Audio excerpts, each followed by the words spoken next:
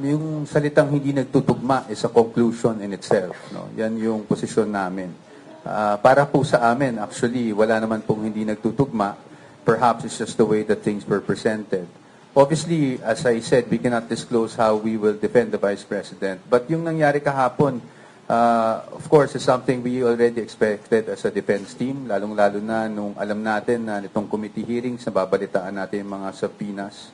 So, we were expecting those things, but yung gusto ko lang i-clarify, yung hindi nagtutugma, yan yung misconception na gusto natin ma-clarify today, no?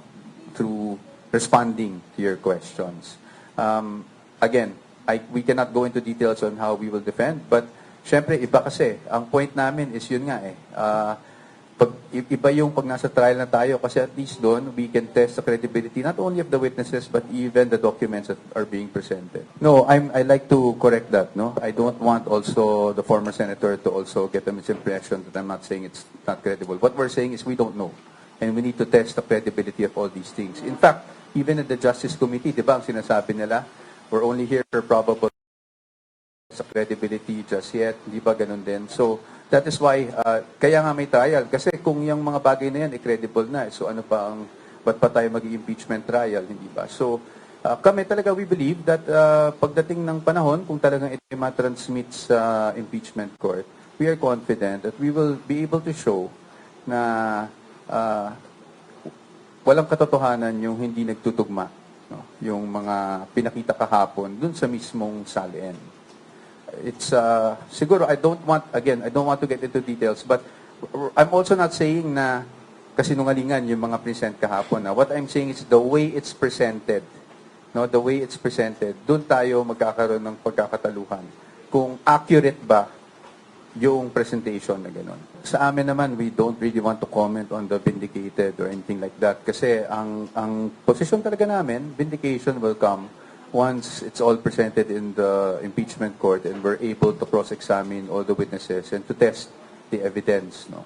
Pagdating sa AMLAC, as I've said, it's a matter of presentation kasi. No? And I think marami na rin lumalabas na post. So siguro dadaanan ko na kahit papano without going into the details. I think nakikita naman natin sa mga posts na the way the AMLAC numbers are presented, aggregate kasi yan. Ibig sabihin, lahat ng withdrawals mo, lahat ng deposits mo, pagdating sa inflow and outflow, pinagsama-sama. So, simplihan ko lang. Meron akong 1,000 pesos. Dineposit ko. Withdraw ko.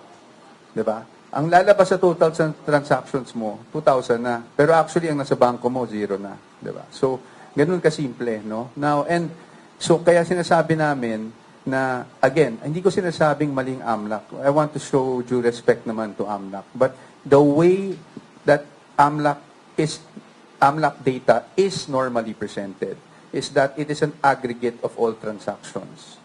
Siguro balikan natin yung 2017, di ba nagkaroon ng issue na dyan noon. At in fact, AMLAC issued an official statement saying na hindi accurate yung accounts in terms of account balances or what is actually inside the bank account of a person. Kasi aggregate yung ginagawang number. So lahat ng inflows dyan, lahat ng outflows dyan, ina-add up lang.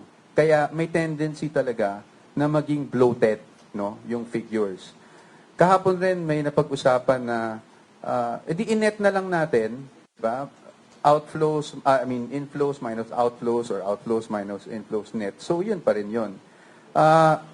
Nakikita ko yung point nun, no? And with due respect dun sa mga nag-raise, so nakikita ko yung point.